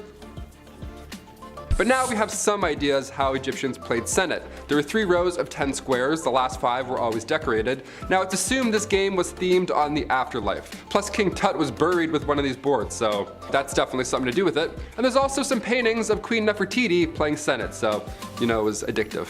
It looks a lot like chess. Imagine playing a pharaoh in chess. My palms are already so sweaty. Number 8, glamour. Makeup in ancient Egyptian culture was key. Not only did they wear makeup and smell good because they wanted to resemble the very gods they believed in, but makeup had a practical use as well in the daily life of a pharaoh. They believed makeup gave you protection from the gods Ra and Horus. They would put together these beauty kits by grinding down malachite and galena, and then they would create the substance called kohl. There wasn't a lot of blending back then. Makeup was often applied directly to the skin using wood or bone. And it wasn't just the ladies as well. Men wore makeup and perfume. Of course, you gotta look good and smell good. Be like, have you seen them? What? I wanna wear some of this. They smell like beautifulness. They smell like the afterlife. They smell amazing. Egyptians believed makeup had healing abilities, and honestly, they weren't wrong. Makeup back then had enough lead in them, so eye infections would stay away, ideally. Number 7, Cleopatra's methods. Male rulers took the name Ptolemy and queens were Cleopatra. Her lineage runs deep in the heart of Egypt, but Cleopatra, fun fact, she was not actually Egyptian. She was the last Greek ruler of Egypt, and after Alexander the Great's death in 323 BCE, Ptolemy then took over Egypt, which in turn launched this new wave, this dynasty of Greek rulers that lasted centuries. As Cleopatra got older, she was determined to learn Egyptian, and due to political structure, she started to style herself as the goddess Isis. And then in comes Julius Caesar. Julius Caesar had a history of his own, obviously, and his, rather than family and power, was filled more with, you know, lust more than anything. He was known to sleep around and then use their power after doing the dirty. When these two crossed paths, history was never the same. In October of 50 BCE, Cleopatra had fled to Syria. Once there, she established an army and returned 2 years later to face her brother. Cleopatra knew that during this time, she needed all the support she could get, specifically now from the Romans. At the same time, Caesar was looking to collect debts from Cleopatra's father, so they both relied on each other in some way. It was a match made in heaven. Your most compatible has been updated. Right swipe. I would right swipe on Alexander the Great, for sure. I'd be like, who's this handsome man? Nicknamed Bald Adulterer. Okay, you know he's trouble. Number 6, King Tut. One of the greatest mysteries is of course the history of the young King Tut. The young boy became pharaoh at just age 9 in 1332 BC, but during his time of ruling, the young king had to face a country in conflict. Egypt and Nubia were going head to head over land, and not even 10 years into ruling, the young pharaoh died at age 18. It wasn't until 1922 until he was seen again. Howard Carter discovered the tomb of the lost king, appropriately in the Valley of the Kings. This is where we could have been more careful here in history. Sure, it's exciting finding mummies and discovering your history and all that jazz, but when King Tut was discovered, they tried to move his body out of the oil that coated the coffin. But in doing so, they damaged him, so now it's next to impossible to tell what really took his life at such an early age. We have some ideas though, it's not entirely hopeless. It's believed right now that King Tut had a broken leg. After some 3D scans were done, it appears the king wasn't in the best shape prior. He may have fallen off of a chariot. So if Tut passed away at an early age out of nowhere, this could mean another mystery is afoot. Number 5, Queen Nefertiti's resting place. So yes, on one hand, 3D scanning technology is vital when it comes to these ancient sites. We're able to figure out King Tut's medical issues from thousands of years ago. It's impressive, it's great. But thanks to this new technology, we're also finding hidden chambers in these tombs as well. Another theory surrounding the queen, the lost queen, Nefertiti, is that King Tut's chamber was actually meant for her. The former antiquities minister doesn't believe this at all. He strongly stands by his belief that the lost queen was one of the female mummies found in the Valley of the Kings. But King Tut passed away at age 19, so many believe that his own burial chamber at that point wasn't even built yet. So instead, they had to use hers, they had to improvise. A radar survey conducted around the tomb in the Valley of the Kings shows us a possible hidden chamber, right behind the north wall of the burial chamber. We still haven't found her final resting place, but perhaps this recent 2021 discovery of an ancient city will hold us off until then. Look at this. We missed this on the news. Where was all this? Crazy. Number 4, a fake beard. Not really unusual considering the times, but this is definitely worth a mention. Long before Cleopatra, Hatshepsut was the first woman to obtain power as a pharaoh. She was the 6th pharaoh of the 18th dynasty, and there were only just a few that were women in total. But during her reign back in the mid-1400s BC, following the death of Thutmose II, she was determined on being portrayed as a male. This was her goal, this was her vision. The pharaoh, fake beard, massive muscles. Historians believe this was done as an act of politics. It was done on purpose to make a point. After her passing, come 1458 BC, her stepson then took the throne, Thutmose III. And then he destroyed everything in her name and image. Well, mostly everything. Number 3, no more religion. This was a huge deal in ancient Egypt, rightfully so. The pharaoh Akhenaten thought it would be a great idea to just end multiple religious beliefs. Yep, just stop. Okay, now we just do the one. Traditional Egyptian culture would believe in multiple gods, but this pharaoh couldn't keep up, so he convinced everybody to believe in just one god, Aten. Well, only days after his passing, the people of Egypt said, screw that, we're gonna go back to multiple beliefs. That was working a lot better for us, thank you, sir. And then also we're destroying every piece of evidence that involves you for trying that nonsense. Yeah, temples, cooking pots, anything with his image, gone and ideally forgotten. It wasn't until the 19th century when we realized this pharaoh once ruled. Number 2, hippo problems. Do you have any idea how fast hippos are in real life? I had no clue my entire life. They're really fast. They fly at you. They're like dinosaurs. Hippos can run as fast as 50 kilometers an hour. Yeah, I'll just lead with that. Pharaoh Menes was Egypt's first pharaoh ever, so it felt fitting to include some pet problems in our list. We don't know much about the lost pharaoh because, well, for starters, he was alive a very long time ago, 3000 BC, that's where we're talking. But what we do know for certain is that King Menes ruled over Egypt during a peaceful time, and he was stomped to death by a hippo. It's literally how history.com says it in that order. This king spent over 60 years on the throne, and a hippo got him. I don't think there's a harder way to go out, honestly, in my opinion. It's a mystery still, thousands of years later, but look at zoos today. I don't know, maybe a hippo didn't like living like a king. Maybe he wanted to live like Shrek and just splash around and be dirty. He's an animal, he's literally a hippo, you know? And finally coming in at number 1, a renewed passport. I'll be honest, right now, I currently have no idea where my passport is. Chris, do you know where yours is? Yeah. Wow, we have an adult here. Wow, an adult, that's lovely. I always panic and search for it 13 hours before a flight. I am the worst to travel with. Passports are important, obviously, and they're a pain in the ass to replace. But did you know you can still get one even if you've been dead for, I don't know, thousands of years? Here's a fun fact. Pharaoh Ramses II, one of ancient Egypt's greatest rulers, got a passport back in 1974. Yeah, you heard me. After being exhumed and put on display for so long, it was decided it's time to send the lost king off to Paris to get, a little touched up, being dead that long and all. Now obviously you're not going to list this pharaoh as luggage, that's so rude. So the Egyptian government gave Ramses II his own official Egyptian passport for his commute. On the passport he had his age, his occupation, king obviously, and in case it wasn't clear, it was stated that the king too was deceased. Kicking off the list at number 10, got a passport. Ramses II is known as one of the greatest ancient Egyptian rulers of all time. He was called Ramses the Great, so that's a good sign already. At a young age, he fought in harsh battles to protect the borders of Egypt, and during his reign, the Egyptian army reached 100,000 men. That's a pretty large army. He was later referred to as the Great Ancestor, and it didn't take long for Ramses II to declare himself a god. It's always fun being like, hey, by the way, I'm a god now. That's how cool I am.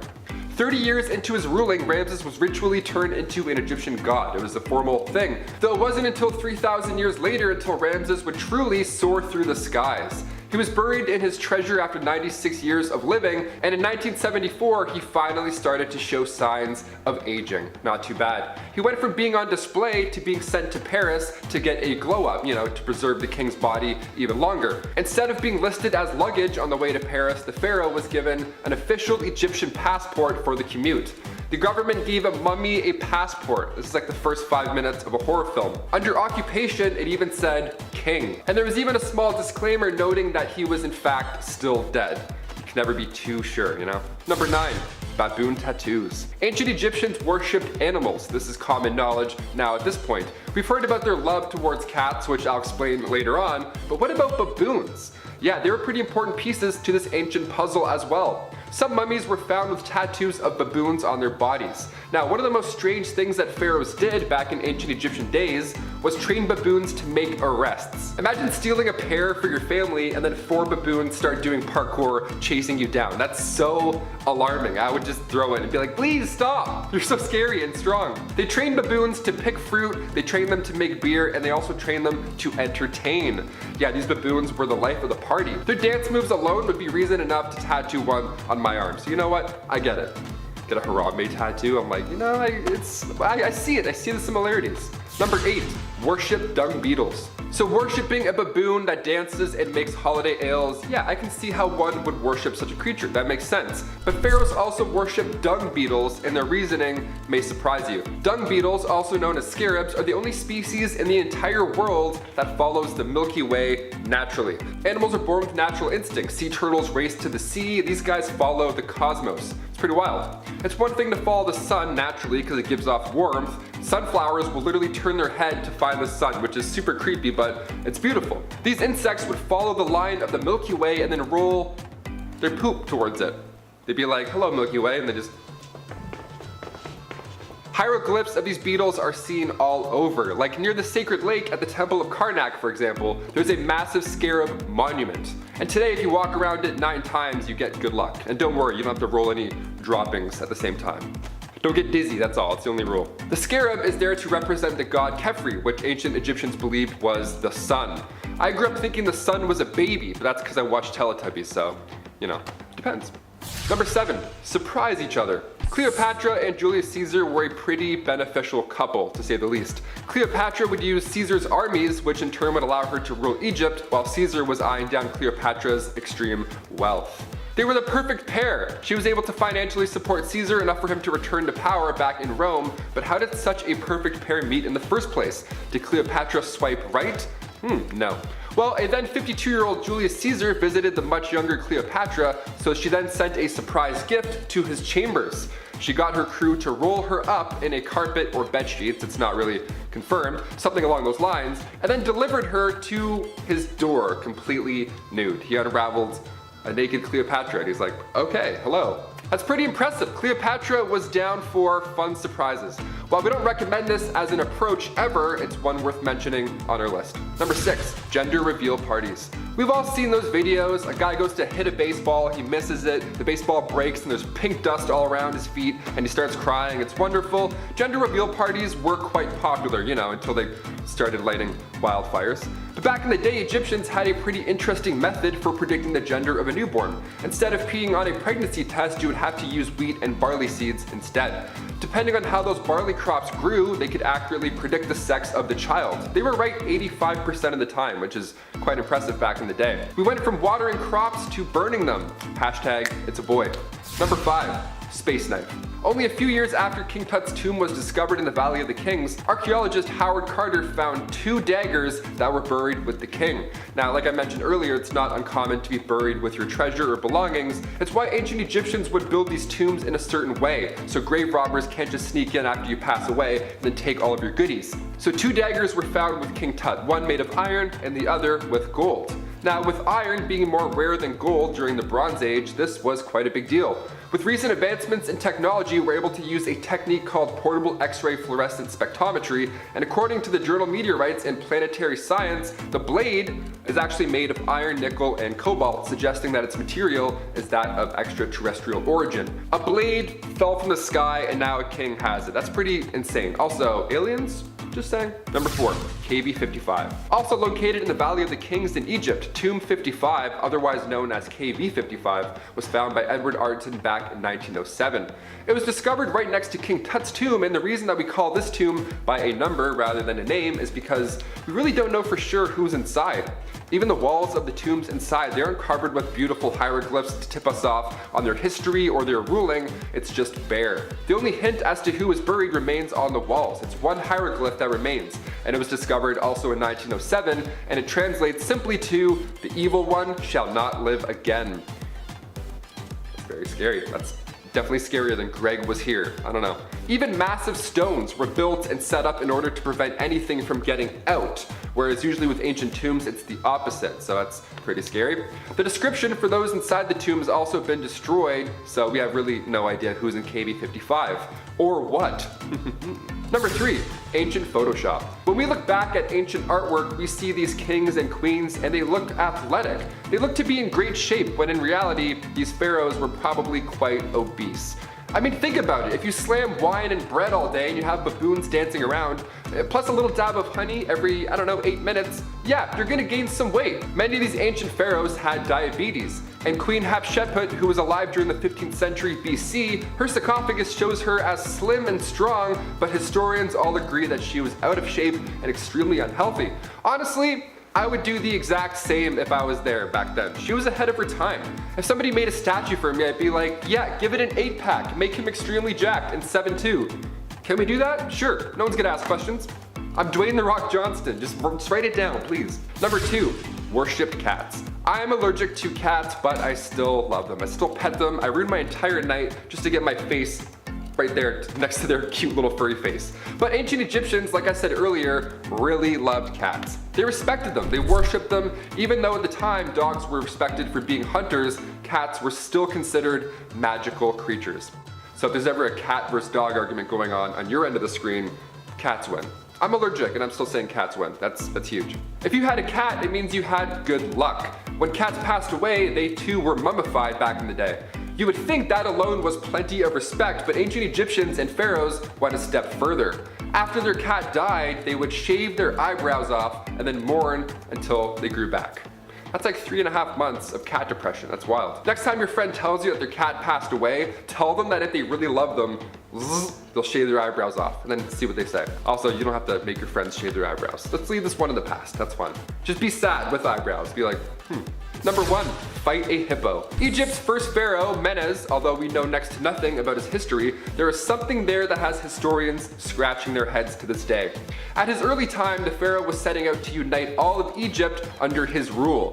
The time that he ruled as well is considered a rather peaceful time when comparing it to years later.